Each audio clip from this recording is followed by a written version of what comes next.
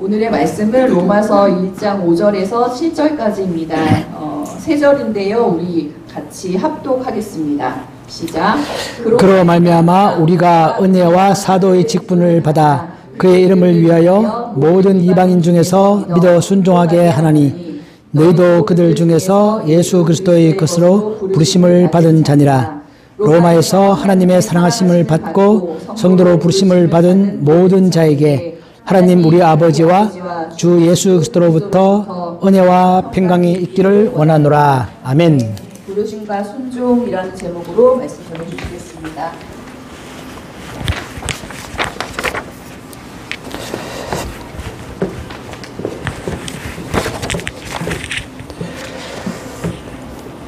안녕하세요. 잘 지내십니까? 네. 저를 위한 기도가 은혜로 왔습니다. 네. 순수한 복음에 전하는 통로. 네. 그렇게 되고 싶습니다. 네. 그렇게 될 수 있도록 계속 기도해 주십시오. 자, 우리가 순서에 따라서 로마서를 보고 있는데요. 제가 로마서를 어느 한 구절도 그냥 스킵하지 않고 모든 구절을 제가 다 할 겁니다. 네. 그렇게 하면 여러분들 생각하실 때, 저렇게 해가지고 로마서 16장까지 언제 다 하지? 내가 은행 퇴직하기 전까지 다 들을 수 있을까? 그런 의문을 갖겠지만 여러분 퇴직 후에도 계속 들으실 수 있고요. 또 그 다음에 우리가 진도가 빨리 나가는 게 중요한 게 아니죠. 로마서로 천천히 나가면서 그 바울이 로마서 쓰면서 얼마나 기도하면서 한 글자 한 글자를 기도하는 마음을 가지고 썼겠습니까? 그렇기 때문에 그 단어들 속에는 정말 오묘한 깊으신 하나님의 의미가 담겨 있다. 우리 그 생각을 하고 천천히 한번 가보도록 하겠습니다. 자, 우리 방금 읽었던 본문이죠. 자, 그로 말미암아, 그는 누굴까요? 예수 그리스도죠. 그로 말미암아 우리가 은혜를 받았고 또 사도의 직분을 받았습니다. 바울은 자기 혼자만 그렇다는 게 아니라 우리가 그렇게 말합니다. 그죠? 우리가 은혜와 사도의 직분을 받았고 그의 이름을 위하여, 예수 그리스도의 이름을 위하여 모든 이방인 중에서 믿어 순종하게 한다. 저 어렵죠?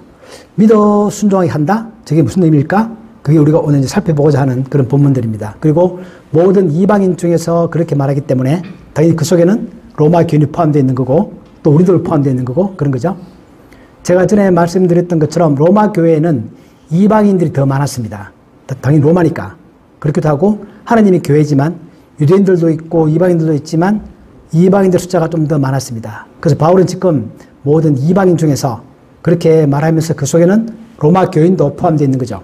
그러면서 6절에 그걸 딱 강조합니다. 너희도 누구죠? 로마 교인들. 너희도 그들 중에서, 그들이라는 것은 이방인 중에서 예수 그리스도의 것으로 부르심을 받은 자니라. 참 의미 있죠? 의미 있고 은혜가 있습니다. 여러분들도 똑같이 뭐의 것으로 부르심을 받았다? 예수 그리스도의 것으로. 제가 저번에 강조드렸죠? 예수 그리스도의 것이다 라는 말 자체가 어떤 의미인지 우리가 너는 나의 것이다.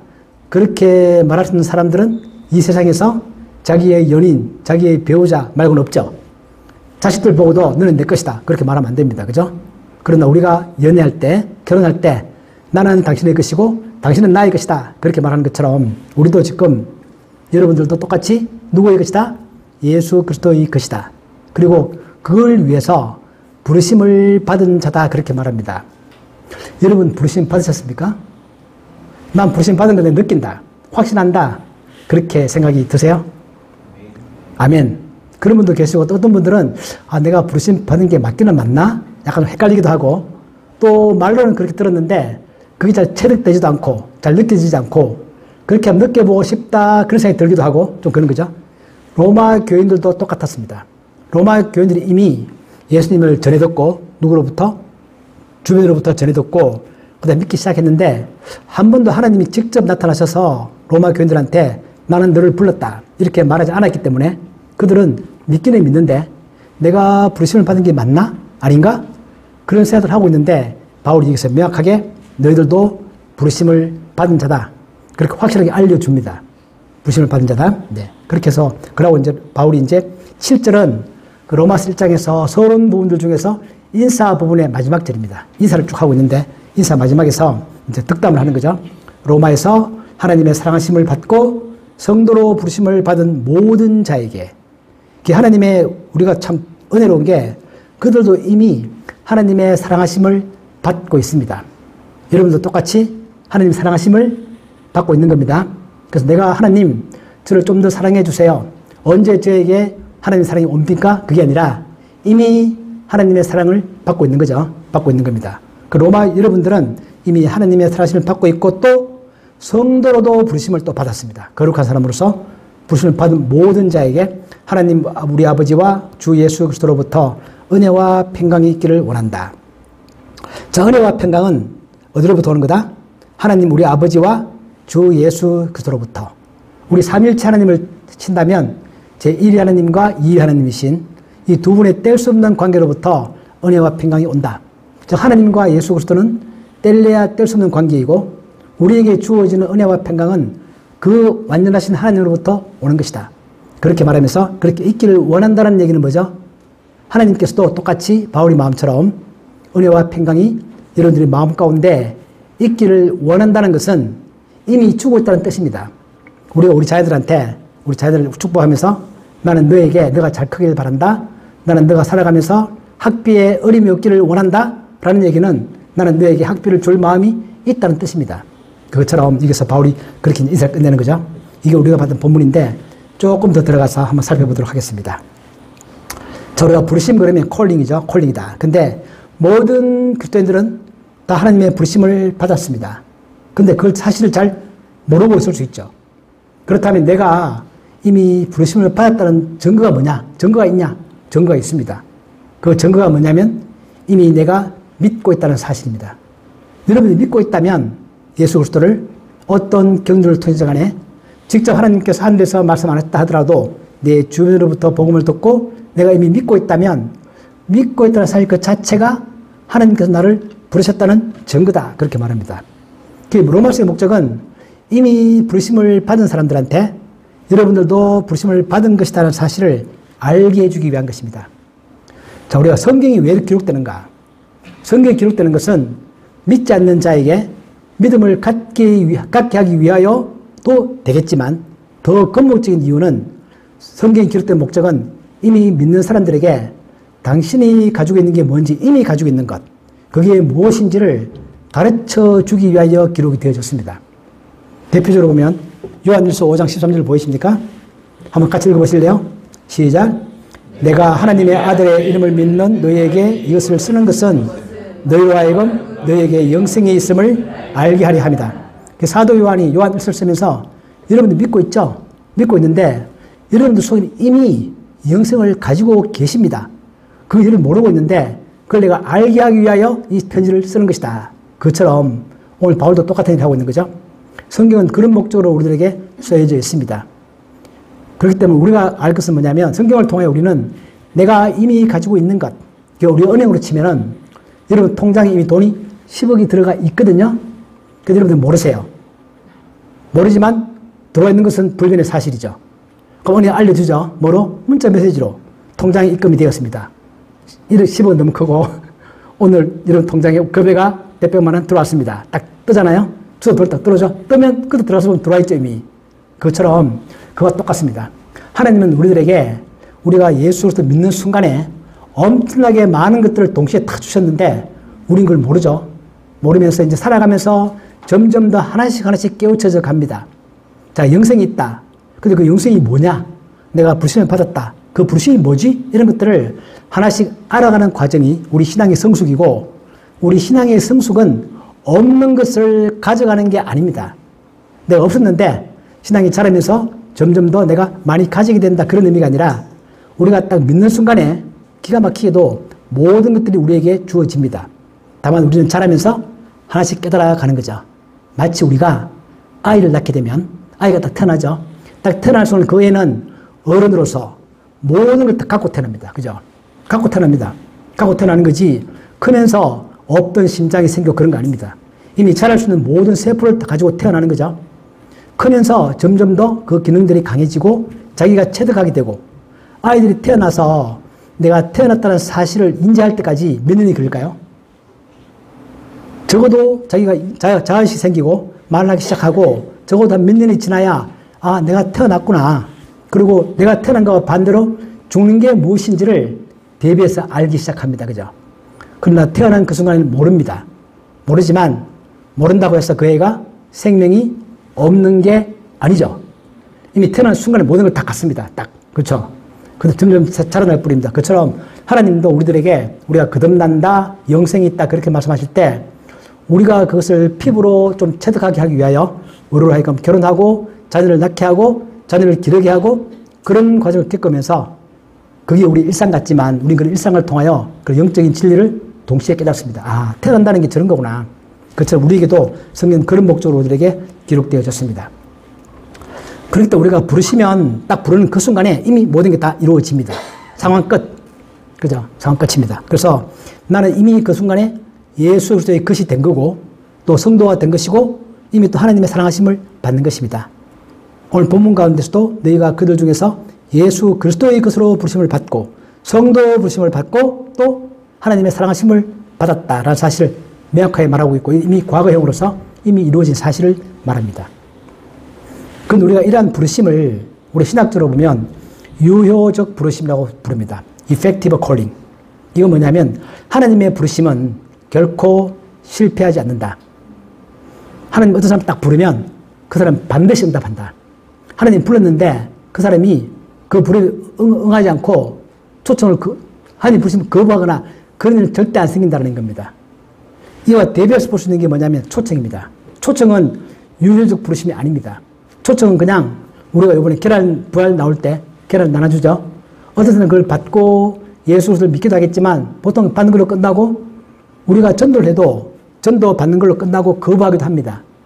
그 거부는 초청이죠. 초청. 그래서 단지 부르는 것뿐입니다. 그러나 그들 가운데서 우리의 초청을 통해서 정말 믿는 사람이 생기는데 그 믿는 사람들을 뭐라고 부르는가 하면 하나님께서 그 사람을 진짜 불렀다고 부릅니다. 유효적 부르심이다. 이게 바로 유효적 부르심이어서 하나님의 부르심은 결코 실패하지 않는다. 그러니까 우리가 이렇게 생각할 수 있죠. 내가 믿을 때 나는 수동적으로 믿은 게 아니라 나의 자발적으로 내 자유의지를 가지고 나는 내가 선택했다. 그것을 하죠. 그래서 인간들의 자유의지, 즉 하나님을 믿을 거냐 안 믿을 거냐 그렇게 선택하는 그 인간의 자유의지와 그러면 하나님의 유효적 부르심, 다시 말해 하나님의 섭리, 이 두 개의 관계는 무엇인가? 어려운 주제죠. 신학적 주제고요. 제가 신학대에 들어갈 때 신학대 입학시험으로 나왔습니다. 인간의 자유의지와 하나님의 섭리의 관계에 대해서 설명해라. 물론 그 문제만 나온 건 아니고요. 몇 개의 질문이 나오고 자기가 잘할 수 있는 답을 선택하는 거죠. 저는 그걸 선택했습니다. 답을 쭉 썼는데 쉽게 말하면 하나님의 섭리와 인간의 자유의지는 같은 레벨에 있는 게 아니라 하나님의 섭리가 더 큰 바탕이 있는 것이고 그 바탕 속에서 인간의 자유의지가 활동을 합니다. 다시 말해 두 개가 같은 레벨이 아니다. 그래서 하나님의 섭리는 우리를 선택할 때 우리가 하나님을 선택한 것처럼 우리의 자유의지를 가지고 있기도 하지만 그 자유의지조차도 하나님께서 하나님의 큰 섭리 안에서 활용하셔서 우리로 하여금 수동적으로 따라오는 게 아니라 내가 자유의지를 가지고 선택하는 모습을 하나님은 갖게 하신다. 그 엄청나게 포괄적이죠. 그죠? 그렇기 때문에 큰 틀 속에서 하나님의 섭리가 있고 그 가운데서 내가 나의 자유의지를 가지고 하나님을 선택하는 것이어서 내가 하나님을 선택하고 믿게 된 게 나의 공로냐? 내가 잘해서 선택한 거냐? 구원이 나의 선택에 달려있는 거냐? 그렇게 말할 수 없다는 뜻입니다. 그 자체가 이미 하나님의 큰 섭리 가운데서 이루어지는 것이기 때문에 그렇다는 뜻입니다.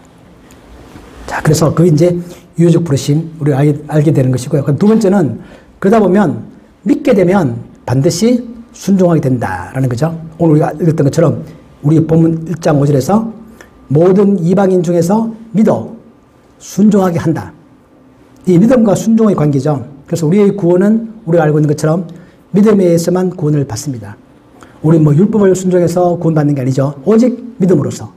참 믿음이 참 별거 아닌 것 같지만 내가 예수 그리스도의 이름을 듣고 그의 말씀을 내가 받아들이기로 믿기로 딱 결정하는 게 믿음인데 그 순간에 이미 우리의 구원이 이루어지는 것이고 순종을 통하여 우리의 구원이 이루어지지 않죠. 그걸 너무 잘 알고 있는 사실이다. 그런데 어떤 사람이 진정한 믿음을 갖게 되면 반드시 그 사람은 또 순종을 하게 된다. 그 결과죠. 그렇게 됩니다. 그래서 이 믿어 순종한다는 얘기는 로마서 보면 1장 5절 오늘 우리가 읽었던 처음에 나오고 로마서 16장 제일 마지막 부분에 한 번 더 등장합니다. 16장 26절에 보면 영원하신 하나님의 명을 따라 선지자들의 글로 말미암아 모든 민족이 믿어 순종하게 하시려고 알게 하신 바 그 신비의 계시 즉 성경 말씀이죠. 그죠? 그런 걸 통하여 우리가 믿게 되면 자연스럽게 순종이 따라온다는 것입니다. 자, 그러면 순종이 무엇인가? 네, 순종이 무엇인가 생각할 필요가 있죠. 순종. 여러분 순종이라는 단어 좋아하세요? 별로 안 좋아하죠? 순종 딱 그러면 본능적으로 약간의 거부감이 생깁니다. 나 별로 순종하고 싶지 않아. 왜 나한테 순종을 강요하는 거야? 좀 싫죠? 우리 아이들도 순종 단어를 엄청 싫어합니다. 그죠? 딱 말하면 이 순종이라는 단어의 의미를 우리가 잘 알 필요가 있다. 성경에서 말할 때 이 순종이라는 단어는 말씀에 대한 전인격적인 적극적 반응이다. 그렇게 정의할 수 있고요. 그 다음에 전인격적이라는 단어의 뜻은 뭐냐면 삶의 모든 영역에서, 다시 말하면 교회의 영역, 직장의 영역, 돈을 버는 영역, 친구와 만남의 영역, 내 살아가는 모든 삶의 모든 영역에서 내가 살아가는, 인격체로서 살아가는 나의 모든 삶 가운데 스며들어 있는 가치관을 말합니다. 그걸 내가 주님의 말씀을 따라서 살아가려고 노력하는 것, 그것이 바로 우리의 순종이죠. 다시 말하면 나는 하나님의 가치를 따라서, 성경이 말하고 있는 그 가치관을 따라서, 하나님의 길을 따라서 나 직장일도 그렇게 하고, 교회 생활도 그렇게 하고, 헌금도 그렇게 하고, 친구도 그렇게 사귀고, 가족 생활도 그렇게 하고, 나의 자녀들을 그렇게 내가 대하고, 나의 배우자를 그렇게 대하고, 이런 모든 삶의 영역에서 나의 인격 속에 녹아 들어가 있는 그런 하나님의 가치관을 따라 살아가는 삶, 그것을 성경이 말할 때 순종이다, 그렇게 말합니다. 그래서 하나님의 말씀의 목적은 우리가 그런 사람이 되는 거죠. 그게 바로 순종이다. 그래서 그리고 그것은 당연히 자기 마음 가운데서 내적 확신을 가지는 것이고, 또한 동시에 그것은 진리를 따라가는 거죠. 그러니까 진리를 따라가지 않는 순종은 순종이 아니다. 그건 맹목적인 거죠. 그죠? 그래서 밑에 바울이 로마 10장에 가면 아주 의미심장한 중요한 말을 합니다. 우리 나중에 다시 보겠지만, 다시 좀 미리 보면 바울이 말하기를 내가 증언하노니 그들이 하나님께 열심히 있다. 그들이 누굴까요? 유대인들입니다. 유대인들이 하나님께 엄청 큰 열심이 있다. 근데 그들의 열심은 올바른 지식을 따른 게 아니다. 다시 말해 하나님께서 말씀하시는 그 진리를 따라서 열심을 내는 게 아니라 자기들이 생각하는, 자기들이 마음대로 만들어낸 그걸 따라서 열심히 종교생활을 한다는 뜻입니다. 그것은 믿음이 아니다. 그건 순종이 아니다. 그럼 오늘 우리도 그런 오류에 많이 빠질 수 있습니다. 우리가 성경을 잘 알아야 되는 이유는 바로 이거죠. 우리가 진리가 무엇인가를 알아야 될 필요가 있다.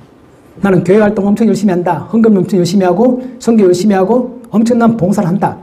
그렇지만 그것이 만약에 진리를 따라서, 즉 성경이 말하고 있는 올바른 가치관을 따라서 이루어지는 게 아니라면 성경이 말하고 있는 것처럼 다 헛된 것이고, 바울이 여기서 말하고 있는 것처럼 그들이 하나님께 열심은 엄청 있지만 그것이 올바른 지식을 따른 게 아니다. 그렇게 말을 합니다.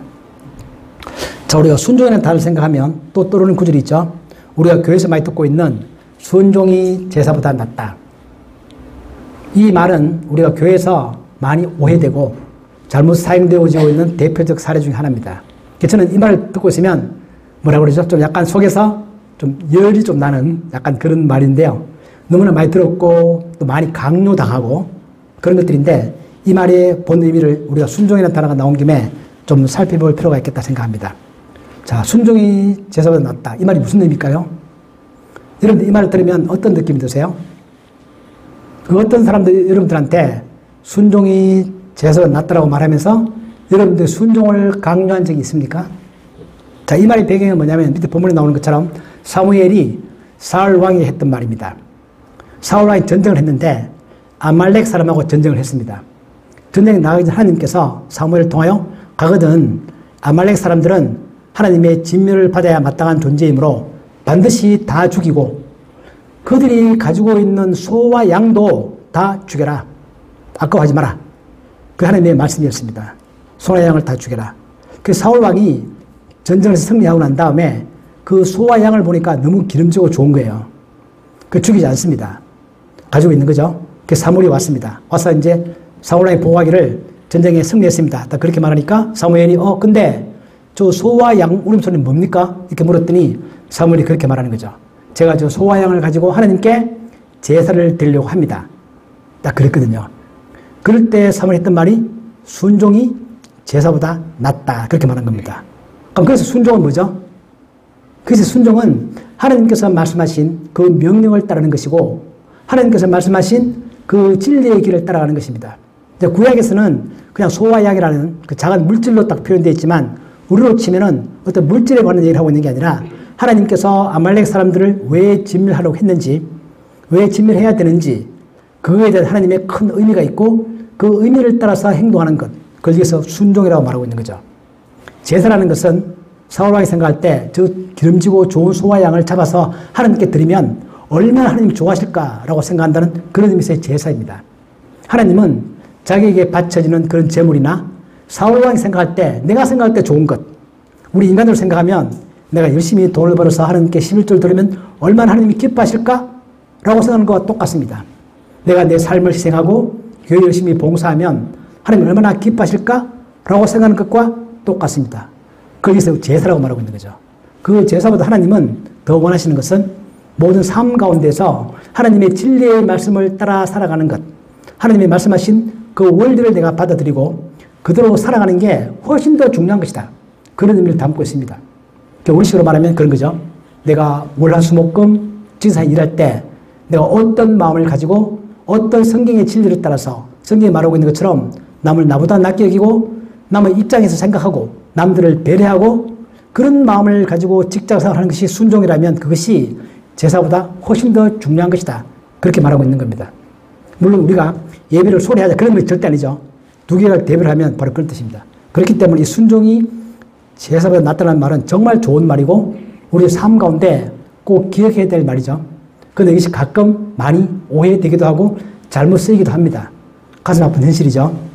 쉽게 말하면 교회에서 교회의 권위를 가지고 목사의 권위를 가지고 그것이 하나님의 말씀인 것처럼 무조건 강요하는 그런 용도로 가끔 쓰입니다.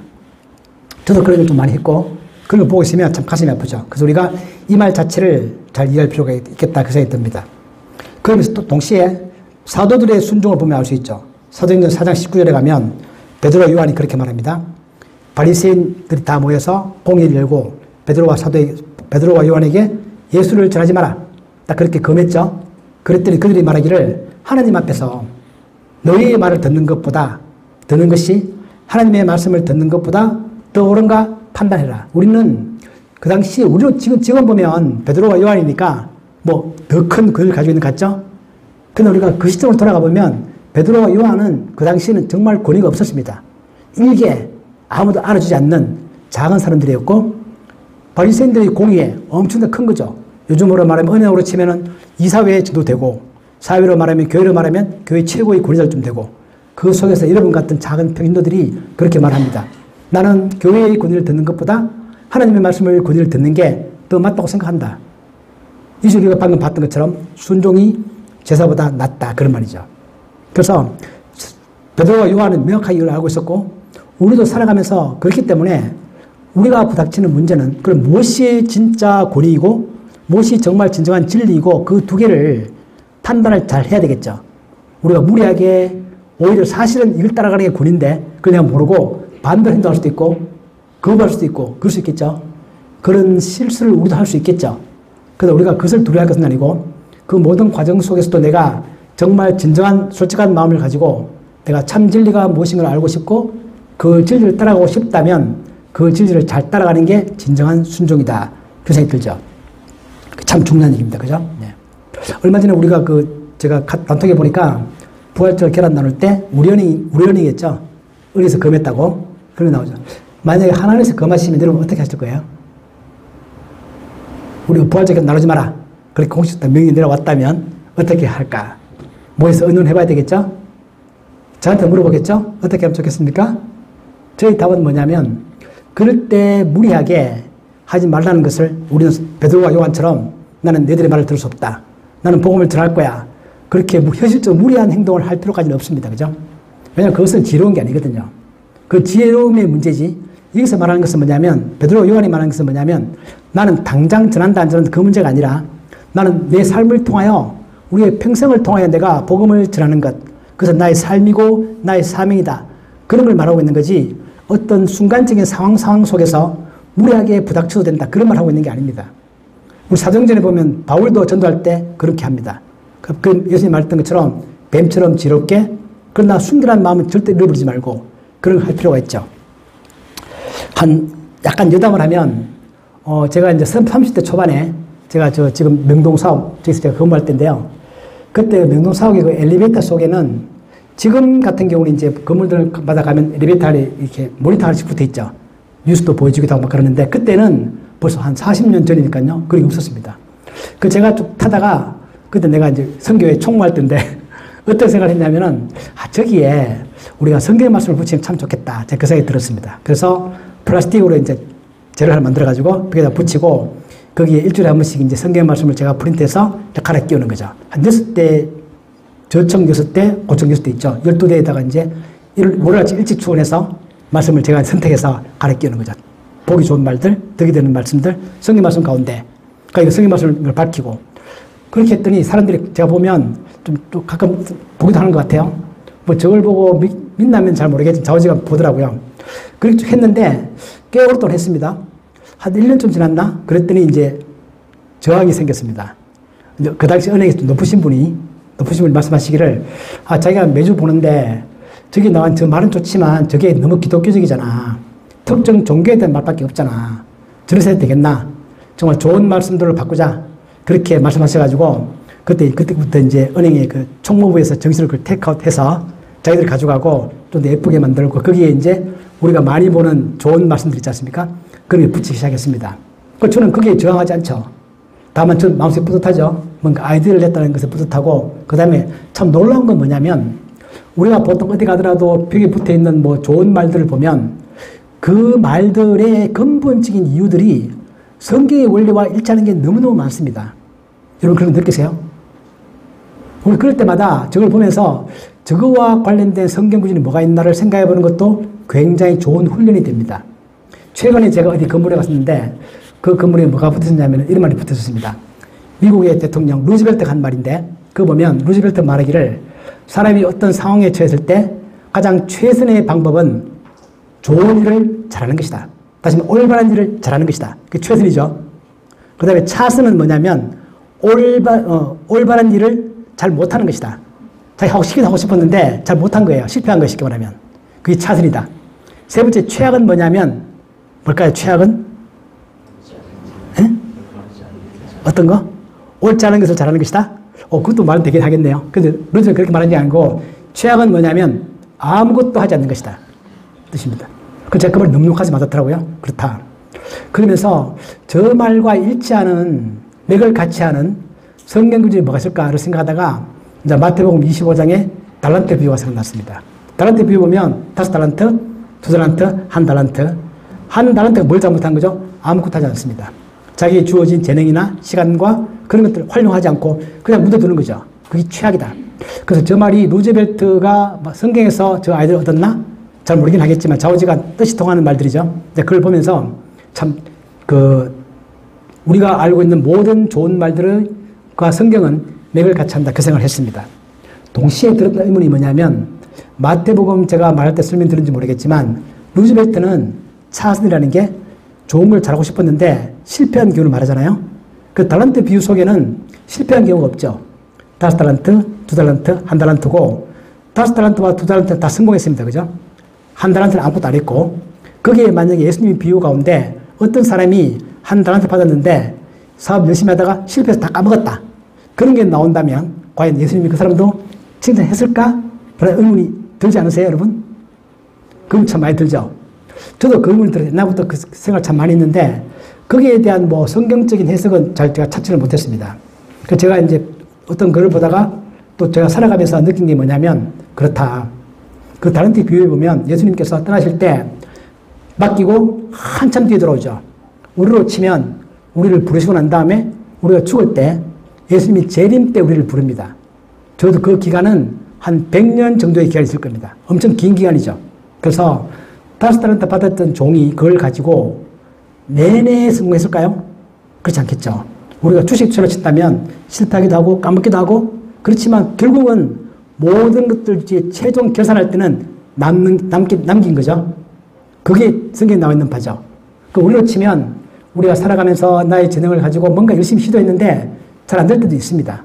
실패하기도 하고. 그러나 예수님이 말하고 싶은 것은 뭐냐면 마지막으로 모든 것들 제일 뒤에 최종 결산할 때 어떤 결과가 남았느냐라고 하는 것이고, 하나님의 방법을 따라서 하나님 재능을 가지고 내가 열심히 살아간다면 그 인생에는 뭐가 없다? 실패가 없습니다.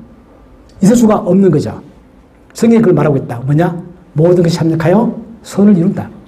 하나님께서 그렇게 인도하시기 때문에 그 달란트 비유 속에서도 실패의 경우는 나올 이유가 없다는 것입니다. 짧게 보면 실패할 수 있겠죠? 그런데 길게 보면 결코 실패하지 않는다. 그게 이제 그 달란트 비유가 주는 또 하나의 교훈이다. 저는 그 생각이 듭니다. 자, 이게 이제 순종에 관한 얘기고, 그 다음 마지막으로 이제 바울이 말하기를 은혜와 평강이 너에게 있을지어다. 그렇게 말했는데, 자, 은혜와 평강은 보면 우리가 하나님께서 우리를 부르시고 거기에 내가 순종하게 되면 그 결과적으로 자연스럽게 주어지는 것입니다. 내가 은혜와 평강을 찾고자 하는 게 아니라 하나님께서 그 결과적으로 반드시 주신다. 그렇게 말씀하시는 것이고, 은혜와 평강을 굳이 좀 나눈다면 이렇게 나눌 수 있다. 은혜라는 것은 하늘에서 하나님께서 우리들에게 값없이 주는 거죠. 아무 대가 없이 주는 것이고, 평화라는 것은 그 은혜의 결과로서 우리가 이 땅에 살아가면서 내 삶 가운데 누리는 것들입니다.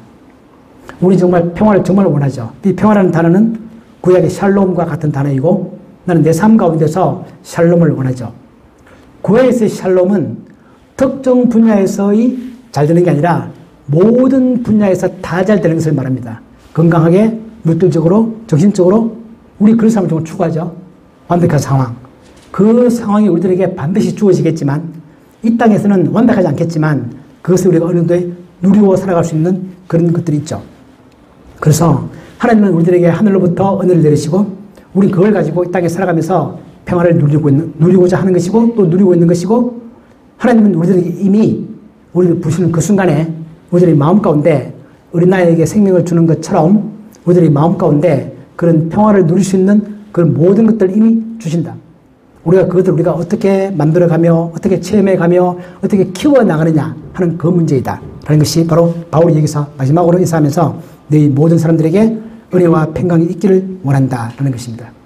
그리고 아까 제가 설명드렸던 것처럼 하나님과 예수 그리스도의 뗄 수 없는 관계를 한 번 더 보여주고, 하나님은 이 모든 것들의 근원적인 그런 은혜와 평화를 가지고 계신 분이고, 예수 그리스도는 그 은혜와 평화가 실제 우리들의 삶 가운데 이루어질 수 있도록 이 땅에 오신 분이고, 그래서 우리 옆에 우리가 체험할 수 있도록 우리가 눈으로 볼 수 있도록 그렇게 만들어주신 분이 바로 예수 그리스도이시고, 하나님은 저 멀리 계신 하나님으로서 우리들에게 말로만 은혜와 평강이기를 원한다 그렇게 말씀하신 분이 아니라 실제로 예수를 통하여 우리 바로 옆에 오셔서 우리가 경험할 수 있도록 만들어주시고, 오늘도 성령께서 우리의 삶 가운데 매일매일 우리가 부족하지만 힘들지만 그런 삶을 살아갈 수 있도록 만들어주시는 그런 분이 바로 하나님이시고, 로마서를 통하여 하나님은 로마 교인들에게 그런 것들이 있기를 원하고 그 자체는 이미 내가 너희들에게 그것을 주었고 앞으로도 줄 마음이 있고 그런 것들을 말씀하시는, 그게 이제 오늘 로마서에서 앞에 바울이 말했던 서론 부분, 인사 부분의 결론들입니다. 자, 우리가 이 말씀을 보면서 한번 적용해보죠. 자, 여러분들이 정말 부르심을 나는 받았다. 아까 우리 아멘 하셨던 것처럼 나는 그걸 이해한다. 이제 느껴보고 싶고 내 삶 가운데 체득해 보고 싶은 거죠. 나는 항상 내가 하나님의 것이고 예수 그리스도의 것이다 라는 사실을 잊지 않았으면 좋겠습니다. 이것은 아무리 현실이 어려워도 변하지 않는 불변의 사실입니다. 어려운 것은 나의 상황이고 내가 느끼는 것이지만 내가 하나님의 것이고 내가 예수의 것이라는 사실은 그것은 절대로 변할 수 없는, 어떤 것도 바꿀 수 없는 그런 불변의 사실입니다. 우리 이런 마음을 가지고 오후에도 일하시면서 일의 순간순간들마다 하나님께서 나와 함께 어떻게 함께 하시는지 그런 것들을 느끼고 체험하고 그렇게 살아가는 우리 모두가 되기를 주님 이름으로 축복합니다. 아멘. 아버지 하나님, 오늘 저희들에게 우리가 부르심을 받았다는 사실을 다시 한번 깨우쳐 주시니 감사합니다. 우리가 이렇게 부르심을 받은 사람으로서 내가 잘 느끼지 못하지만 매 순간마다 그것을 느끼고 체험하고 체득해 나갈 수 있도록 항상 너를 깨우쳐 주시고 내 삶 가운데 깊이 들어오셔서 나와 함께 동행하시는 그 하나님을 찬양하며 살아가는 저희들이 되게 하여 주옵소서. 예수님의 이름으로 기도하옵나이다. 아멘.